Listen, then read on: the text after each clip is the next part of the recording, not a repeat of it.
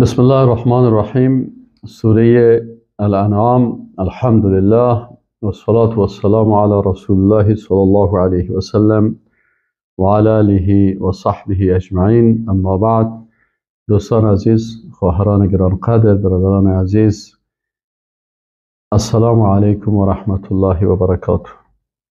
حمد، ثنا و صفت مخصوص الله سبحانه و تعالی هست که ما و شما را فرصت عمر و توفیق هدایت نصیب کرد که در درس از درس‌های فکر و عقیده، درس از درس‌های قرآن عظیم الشان ما و شما اشتراک بکنیم. دوستای عزیز، درسی که امروز ما و شما میخوانیم موضوعش سوره الانعام است و وقتی هر سوره را ما و شما شروع میکنیم گفتیم که موضوع اساسی از رو باید پیدا بکنیم که محور اساسی در این سوره چی هست، ترکیز سر کدام نقطه هست. وقتی موضوع اساسی را درک کردیم پس آن وقتی که آیات میخوانیم میفهمیم که کدام مطلب بیان میکنن.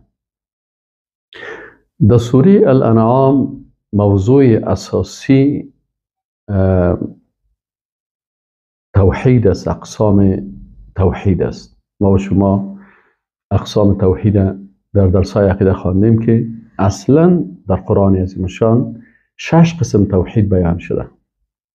توحید ذات که وحدانیت الله را در ذاتش بیان میکنه، قل هو الله احد، الله الصمد، لم یلد ولم یولد ولم یکن له کفوا احد، یعنی ذات یگانه هست در ذاتش که شریک و مثل و فرزند و والدین و اقارب و مقربین و این چیزها نداره.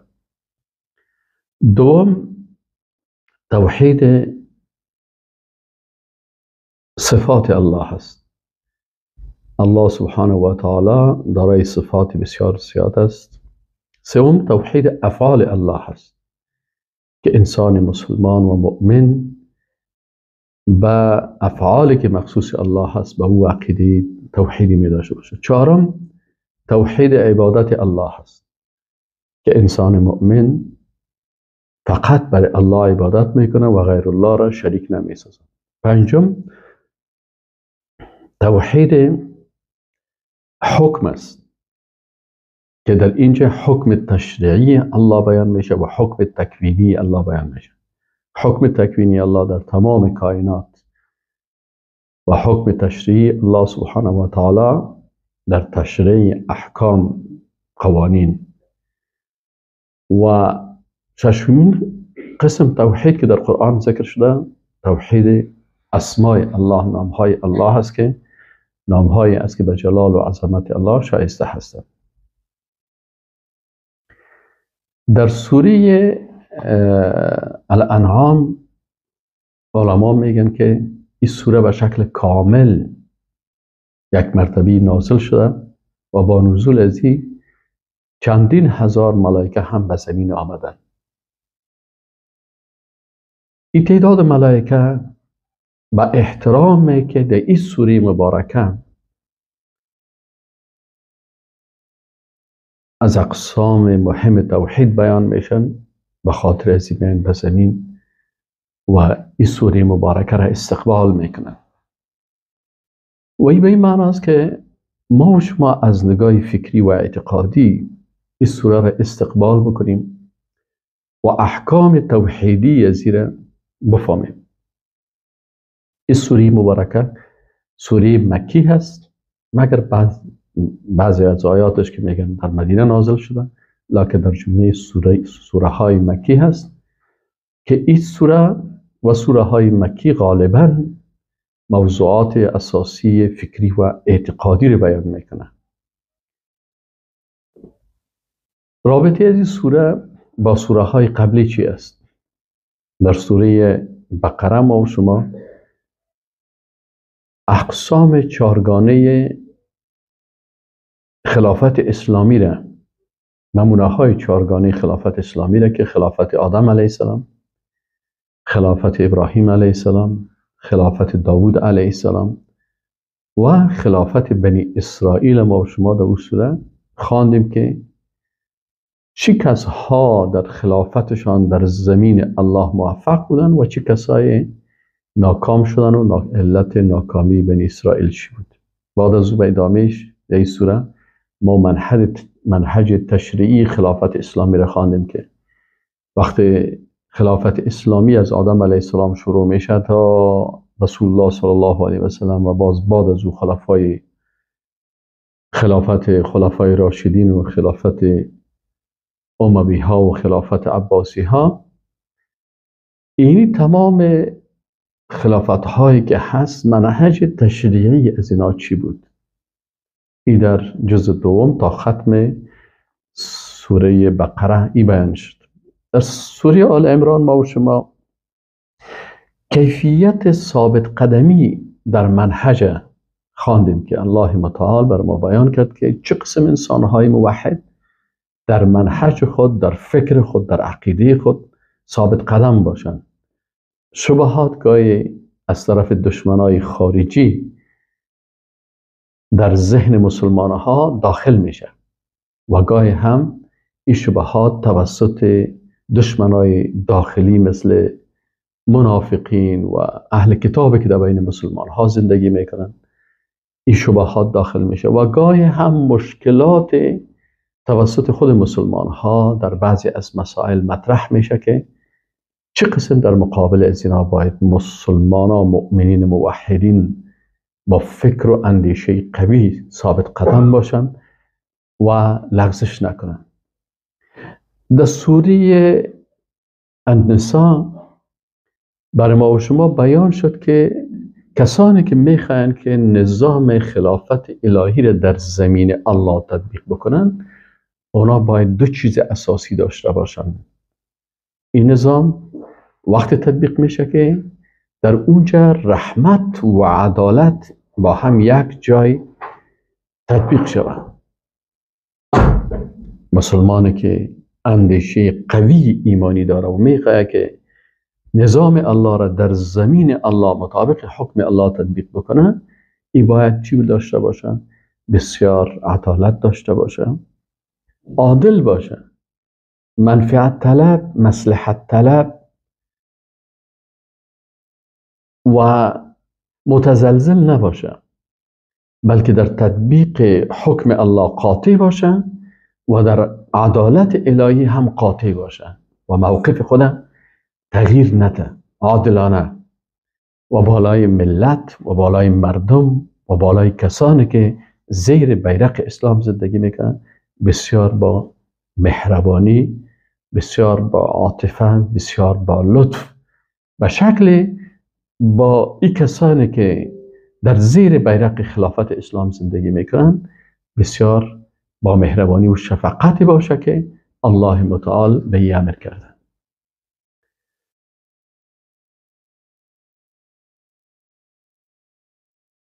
بعد از این در سوره بعدی که ما و شما خواندیم که سوره مائده بود، در سوره مائده وفا به تعهدات بود. یعنی الله متعال برای بنده های خود میگه که شما وقت نظام الله را میخواید در زمین الله تطبیق بکنین، تطبیق کردن میتونین تا که به تعهداتی که با الله کردین به این وفادار باشین. ان العهد کان عنه مسئولا یا ایها الذین آمنوا اوفوا بالعقود. ای مؤمنان شما با عقدهای سیگانه عهد با الله کردین، عهد با پیغمبرها کردین و عهد با سایر مؤمنین کردین. این سه تعهد با امرای شما هست. با این تعهداتان بسیار محکم و استوار باشین. وقتی در سوره الانعام میم در اینجا الله متعال بیان میکنه که انسانی که میخواه که در زمین الله نظام خلافت اسلامی را تطبیق بکنه این باید با فکر و اندیشه توحیدی باشه. اقسام توحید بفهمه، توحید ذات، توحید صفات، توحید افعال، توحید عبادات، توحید حکم که حکم تکوینی هست چه حکم تشریعی، و توحید اسما و صفات و اسمای الله سبحانه و تعالی. اینها را باید بفهمم و بفهمم که تمام مخلوقات در کائنات کلشان تسلیم الله هستند و تسلیم حکم الله هستند. پس وقتی بر تو انسان فرصت داده شده، اختیار داده شده، قدرت داده شده، عقل داده شده، فکر داده شده و بالاخره بر تو صلاحیت تصمیم گیری داده شده که چه قسم تصمیم بگیری و اختیار بر تو داده شده و امانت الهی بر تو داده شده. انا عرضنا الامانة على السماوات والارض والجبال فابین ان يحملنها و حملها الانسان. این امانت بزرگ الهی که تو مکلفیت از او داری، این چه قسم میتونی که تطبیق بکنی. این سوره مکی هست. در جامعه مکی ها در وقتی که رسول الله صلی الله علیه و سلم در بین مشرکین قرار داره، نظام جاهلی هست و رسول الله صلی الله علیه و سلم میخواه که نور اسلام اینجا منور بسازه. اینجا با مکلفیت داره که در مقابل معبودان باطل و طواغیتی که در اینجا حاکم فرما هستند، دو چیز در این جانب فعلا در رأس قدرت است: معبودان باطلی که اونها عبادت میکنند که مستحق عبادت نیستند و طاغوت هایی که قوانین غلطی را بالای مردم نه مطابق ارزش هایی که از ابراهیم و اسماعیل علیهم السلام برشان مانده بود او را تغییر دادن، بلکه برای خود ارزش های جدید جاهلانه، قوانین جدید جاهلانه را جاگزین کردن و آل از این قوانین جاهلانه میخواین که در بالای همه این حاکم است.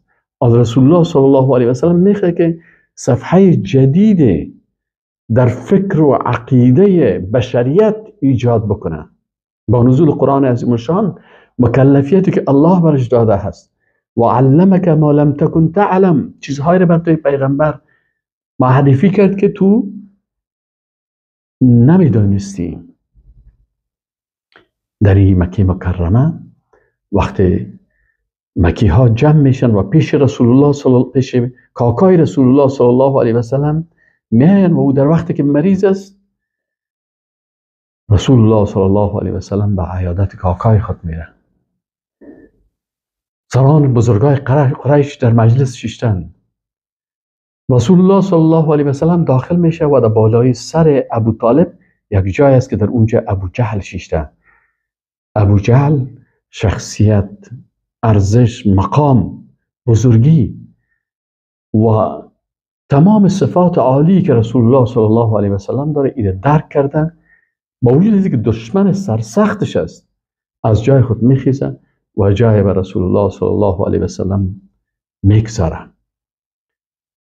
همه زبان شکایت به ابو طالب باز میکنن که پیغمبری که آمده چیزهایی را آورده که خوابهای ما، آرزوهای ما، اندیشه های ما، افکار ما، رواجهای پدری ما، ارزشهای پدری ما، چیزهایی که در نزد از اینا همه گرفته شده از خرافات بود، این پیغمبر آمده همه از او را تغییر داد و زبان شکایت میگوشند و رسول الله صلی الله علیه و سلم بر از اینا میگه که اگر بر شما چیزی را تعلیم بودم که اگر او را شما قناعت بکنین، عرب ها و عجم ها همه تسلیم شما میشن و به شما متدین میشن و همه به راه راستی که شما در حرکت بکنین در حرکت میشن. اونها پرسان میکنن که چی هست که عرب و عجم تسلیم از او میشن؟ برشان میگه که قولوا لا اله الا الله، بگوین لا اله الا الله. عرب و عجم قدرت سیاسی جهانی به دست شما انتقال میکنه. سوره مکه، سوره های مکی سوره های اعتقادی هستن تا برای مشرکین، برای کسایی که ادعای غلط میکنن، برای کسی که به بیراه رفتن، برای کسایی که ادعا میکنن که اونا پیروان ابراهیم و اسماعیل هستن و از جاده درست منحرف شدن، صراط المستقیم غلط کردن. در سوره های مکی برای اصلاح فکر و اندیشه کار میشه و این سوره انعام مبارزه هست در مقابل اندیشه های باطل و جابجا کردن و جاگزین کردن ایمان و اعتقادات توحیدی است که هدف آمدن رسول الله صلی الله علیه و سلم، هدف نزول قرآن و هدف آمدن تمامی پیغمبران و هدف انزال تمامی کتاب‌های آسمانی هست. بخش اول این سوره مبارکه حکم تکوینی و تشریعی الله را بیان میکنه. ما شما قبلا خواندیم که حکم الله 3 قسم است. حکم تکوینی هست، حکم تشریعی است و حکم جزایی هست. حکم تکوینی یعنی حکم الله سبحانه و تعالی بالای تمام مخلوقاتش. بالای زمین حکم کی هست؟ بالای آسمان، بالای کوهها، بحرها، دریاها، بالای نباتات، حیوانات. و وقتی از این زمین بالاتر میریم، بالای این نظام شمسی، بالای این اجرام سماوی و از او اگر فراتر میریم، بالای این افت آسمان، بالای عرش، لوح، قلم و اگر به جهان دیگه، جهان آخرت، جنت، دوزخ، صراط، همه اینا تحت حکم کی کار میکنن؟ حکم تکوینی الله سبحانه و تعالی هست. ولله ملک السماوات والارض، مالکیت آسمان ها و زمین هست. مالک یوم الدین الله هست. پس این انسان مؤمن در توحید حکم تکوینی الله یقین داره. حاکم همه الله هست، بالای همه حکم الله تطبیق میشه. دوم حکم تشریعی است که الله متعال پیغمبرها را فرستاده، کتابها را فرستاده و امت اسلام تشکیل میده. برای چی؟ برای تطبیق حکم تشریعی الله در زمین الله. و احکام جزایی که الله متعال در آخرت برای مخلوقات خود چه قسم پاداش میده و چه قسم جزا میده نظر به آنچه که اینا در دنیا کردن. در این سوره مبارکه امی بخش اول درباره حکم تکوینی و تشریع الله هست. در بحث اول توحید در حکم تکوینی الله و دلائل و مثال های از بیان میشه. در سوره انعام آیت اول: اعوذ بالله من الشیطان الرجیم بسم الله الرحمن الرحیم. الحمد لله، حمد، ثنا و صفت. الحمد یعنی تمامی صفات و افعال شایسته که به جلال و عظمت خالق شایسته هست، صفات و افعال کمال، جلال و جمال هست، لله کل از صفات عالی، این صفات کمال، این صفاتی که عالی از نقصان است، لله خاص برای الله هست. الله او ذاتی هست که خلق السماوات والارض، حاکمیت تکوینی در خلقت آسمان ها و زمین مربوط از اوست. و حکم تکوینی و جعل الظلمات و النور، در گردانیدن روشنی و تاریکی. همه حاکم از اینا الله هست و حمد مخصوص الله هست. ثم الذين كفروا، سپس کسایی که کافر شدن، به ربهم یعدلون، با رب خود مخلوقات را شریک می سازن و در حکم تکوینی الله کافر میشن. و انسان مؤمن در حکم تکوینی الله موحد است، میفهمه که خلقت آسمان ها و زمین و کنترل ازی و تدبیر ازی و تصرف ازی کلش مربوط الله هست. لله ملک السماوات والارض. در آیت دوم بیان حکم تکوینی الله سبحانه و تعالی در خلقت انسان ها هست.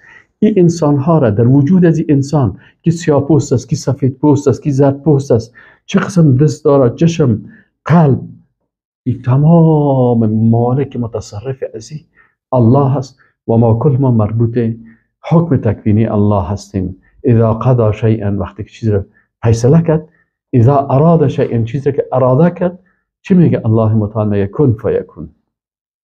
پس کسایی که قوم پرستی میکنن از نگاه فکری اینا در حکم تکوینی الله کافر میشن. بر علاوه از که در حکم تشریعی الله کافر میشن، در حکم تکوینی الله با الله در تضاد هستند قوم پرستا. چرا؟ به خاطر از که او به خاطر قوم، به خاطر زبان، به خاطر رنگ، به خاطر نژاد، به خاطر چیزهای مبارزه میکنن که او مربوط الله هست. الله هست ما را خلق کرده. در خانه کی خلق کرده؟ ما اختیار خلقت خدا نداشتیم. چون الله اختیار الهی بود ما را در یک خانه خاص خلق کرد. زبان ما هم نمیفهمیدیم که زبان مادر و پدر ما چی هست. الله ما را در یک خانه خلق کرد که یا زبان پدری پشتو هست، یا دری هست، یا ازبکی هست، یا عربی هست، یا انگلیسی هست. این حال تضاد در زبان ها، در چیزهایی که مربوط حاکمیت تکوینی الله میشه.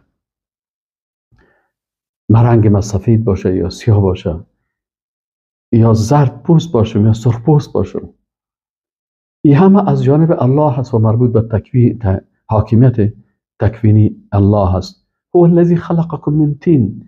الله متعال میگه که الله ذاتی است که شما را از گل خلق کرد. خاک بود به گل مبدل شد. گل بالاخره به زیاد سرش وقت تیر شد، سیاه گشت، گندیده شد، خشک شد و بالاخره از این انسان خلق شد. ثم قضا اجله. باز الله هست که فیصله کرده عجل این انسانه که چقدر وقت انسان زندگی بکنه، انسانیت در روی زمین تا چه وقت انسان ها باشن و چه وقت نابودی از اینا هست، چه وقت قیامت برپا میشن و از این جهان به جهان دیگه منتقل میشن. و اجل مسمى عنده، و اجل است که او مسما شده که اجل کی در کدام وقت، مرگ ما چه وقت است، چه وقت میمریم، تا چه وقت زنده میباشیم. ثم انتم تمترون. باز شما در این شک میکنین. سوم بیان حکم تکوینی الله در علم و تمامی امور سری و جهری. الله متعال و هو الله فی السماوات و فی الارض. الله معبود است در آسمان ها و زمین. تمام مخلوقات تسلیم از او هستند در آسمان ها و زمین. یعلم سرکم و جهرکم. میفهمه، علم داره، میفهمه، میدانه آنچه را که شما به شکل سری انجام میدین یا او را میپوشانین، و جهرکم، و آنچه را که شما آشکار میکنین و به جهری انجام میدین یا در زبانتان به جهر میگین. و یعلم ما تکسبون، و آنچه را که شما کسب میکنین. چهارم بیان اعراض بیدینان. و ما تأتیهم من آیت من آیات ربهم. و هیچ آیت از آیات پروردگار، دلایل قدرت الله در آسمان ها، در زمین، در کوه ها، در دریاها، در اینا وقتی بر از اینا داده میشه، اینا این دلایل تکوینی الله را انکار میکنن. الا کانوا عنها معرضین. از این اعراض میکنن. اگر این دلایل به شکل معجزات است یا به شکل دلایل مشاهد است در انفس خودشان و در آفاق، و یا هم دلایل دیگی که به شکل تشریعی در کتاب‌های آسمانی بر از اینا بیان شدن. فقط کذبوا بالحق. یقینا اینا تکذیب کردن به حق لما جاءهم، هنگامی که برشان آمد. فسوف یأتیهم انباء ما کانوا به یستهزئون. برای از اینا خبر آن چیزی که اینا استهزا میکنن جزایش برای از اینا داده میشه. پنجمین نقطه حکم تکوینی الله سبحانه و تعالی در امکان بخشیدن بر انسان ها هست در زمین. اولم یروا کما اهلکنا من قبلهم من قرن. آیا اینا ندیدن که چقدر مخلوقات در قرنهای گذشته ما اینا را خلق نابودشان کردیم. مکناهم فی الارض. بر از اینا امکانات زیادی در زمین دادیم. الله متعال میگه ما لم نمکن لکم، که او امکاناتی که بر شما ندادیم.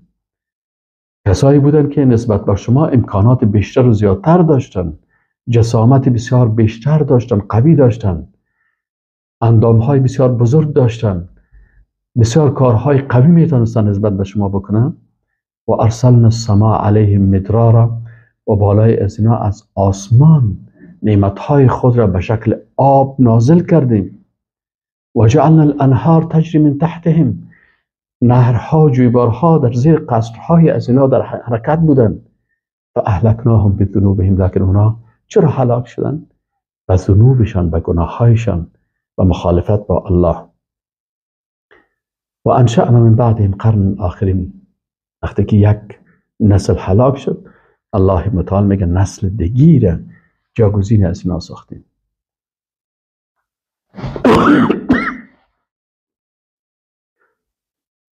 ولو نزلنا عليك كتابا في قرطاس، الله متعال میگه اگر ما امی قرآن عظیم الشان یا کتابی دیگر به شکل مکمل در ورقها بر از اینا نازل میکردیم، آل قرآن عظیم الشان به شکل آیات می و رسول الله صلی الله علیه و سلم حفظ میکنن، صحابه حفظ میکنن، کاتبین وحی در اشیای مختلف نوشته میکنن، چون در اون وقت کاغذ نبود، بالای شانه های شتر، بالای استخوان های شانه های شتر، بالای پوست ها، پوست حیوانات مختلف، بالای چوب ها و لوح ها. الله متعال میگه اگر امی قرآن به شکل ورق صفحه به صفحه بر ازرا مکمل به شکل کتاب میفرستادیم، فلمسوه بایدیهم، باز اینا امی اوراق میگرفتن، لمس میکردن با دستای خود، ایره میدیدن و سیل میکردن و میخواندن. اگر این قسم روان میکردن مثل که بعضی از مشرکین تقاضاها را میکردن، لقال الذين كفروا ان هذا الا سحر مبين، کسایی که کافر هستن باز هم اعتراضات و شبهات خود ایجاد میکردن و میگفتن که سحر است، جادو است، چون نمیخواین حق قبول بکنن. ششم، بیان اعتراض بیدینا، در کتاب اعتراض میکردن، در پیغمبران هم اعتراض میکردن و قالوا لولا انزل علیه ملک، چرا بالای ازی، یعنی چرا پیغمبر ملائکه نبوده است؟ الله متعال میگه ولو انزلنا ملکا لقضی الامر ثم لا ينظرون، اگر ما ملک میفرستادیم و اونا به چشم خود ملائکه را میدیدن، باز بر از اینا هیچ فرصت داده نمیشد، مجردی که مخالفت میکردن اینها فیصله میشد امور و برشان مهلت هم داده نمیشد. ولو جعلناه ملکا، و اگر ما پیغمبر ملائکه می ساختیم یا پیغمبری از ملائکه بر شما می آوردیم، لجعلناه رجلا، به خاطر ازو که با شما سازش بتانه و قوانین بر شما تشریح بکنه، اون ما به شکل یک شخص بر شما می فرستادیم. ولو لبسنا علیه ما یلبسون، باز او وقت هم پیش شما امو اشتباهات و امو اختلاطاتی که آل فعلا دارین او وقت هم می داشتین، وقت هم می داشتن، همین مشکلاتشان می بود. چرا وقتی یک کس حق قبول کنه در هر حالت حق قبول میکنه، حق میفهمه که حق در چیست، نه که در زبان کیست. انسانی که حق طلب است، اگر حق برش ملائکه آورد، اگر حق برش پیغمبر آورد، اگر حق برش پیغمبرای بنی اسرائیل آورد، اگر حق برش پیغمبری از عرب آورد، هر کس که برش حق بیان کرد، و یا حق یک دعوتگر سیاه‌پوست افریقایی مثل بلال حبشی آمد تبلیغ کرد، یا مثل از قاره آسیا سلمان فارسی، و یا هم از قاره اروپا صهیب رومی بود. اصلا ای که حق در کجاست این مهم است، نه ای که مثلا گوینده از کی هست، ملائکه هست یا انسان هست، انسان سیاه‌پوست است یا سفید پوست است، انسان عرب است یا عجم است. هدفی است که انسان حق پذیر، حق در هر جایی و در زبان هر کسی باشه حق میپذیره. از این خاطر پیغمبرای رسول الله، پیغمبرای الله به زبانهای مختلف در مناطق مختلف آمده است و برای ما و شما آخرین پیغمبر به زبان عربی آمده. مهم نیست که زبان مادری مدری هست یا پشتو، مهم هی است که به زبان رسول الله صلی الله علیه و سلم حق بیان شده است و ما تسلیم حق هستیم. وقتی الله معرفی کرد که این رسول ما هست، ما با معرفی الله تسلیم هستیم و شهادت میدیم. هفتم، استهزاء و توهین پیامبران این هم از صفات مشرکا هست. الله متعال میگه که انسانهای بیدین، انسانهای کافر، انسانهای مشرک، انسانهایی که اندیشه و فکر توحیدی ندارن، اینا به استهزا میگیرن پیغمبرها را، به استهزا میگیرن کسایی که در راه حق در حرکت هستند. به این خاطر ای پیغمبر صلی الله علیه و سلم و ای دعوتگرای اسلام، شما به استهزا و مسخرگی از اونا متأثر نشین. ولقد استهزئ برسل من قبلک، ای رسول الله صلی الله علیه و سلم، قبل از تو هم با رسولان، انبیا و رسولی که آمده بود، اینا استهزا کردن. فحاق بالذین سخروا، پس او کسانی که مسخرگی کردن مستحق عذاب شدن، عذاب بالای از اونا نازل شد. ما کانوا به یستهزئون، به سبب آنچه که اونا به او استهزا میکردن. هشتمین نقطه، الله متعال نتیجه دشمنی با توحید بیان میکنه. ما شما گفتیم مثلا دشمنای توحید معرفی میکنه، صفات دشمنای توحید بیان میکنه، قصه های دشمنای توحید بیان میکنه، نتایج دشمنی توحید در دنیا بیان میکنه و نتایج دشمنی با توحید در آخرت بیان میکنه. ما شما از 14 چیز 3 چیزش مربوط الله، اقسام توحید الله، حقوق توحید و لوازم توحید. 5 چیز مربوط به موحدین، معرفی موحدین، صفات موحدین، قصه های موحدین، نتایج عقیده توحید در دنیا و نتایج در آخرت. و 5 چیز دیگه مربوط میشد به چی؟ به دشمنای توحید. و 14مین چیز چی بود؟ آن چیزی که سبب نقصان و یا هم سبب نقص عقیده و ایمان میشه. حالا اینجا الله متعال صفاتشان بیان کرد. صفات دشمنای توحید چی بود؟ که اینا اعتراضات بود، بالای پیغمبر اعتراض، بالای کتاب اعتراض، بالای قرآن اعتراض، بالای هر چیز اعتراض. و دیگه از صفاتشان مسخرگی و سخریه و رشخندی کردن حقیقت ها. و از دیگه حال نتایجش بیان میکنه که در دنیا و در آخرت چی نتیجه میگیره. در دنیا نتیجه دشمنی توحید چی است؟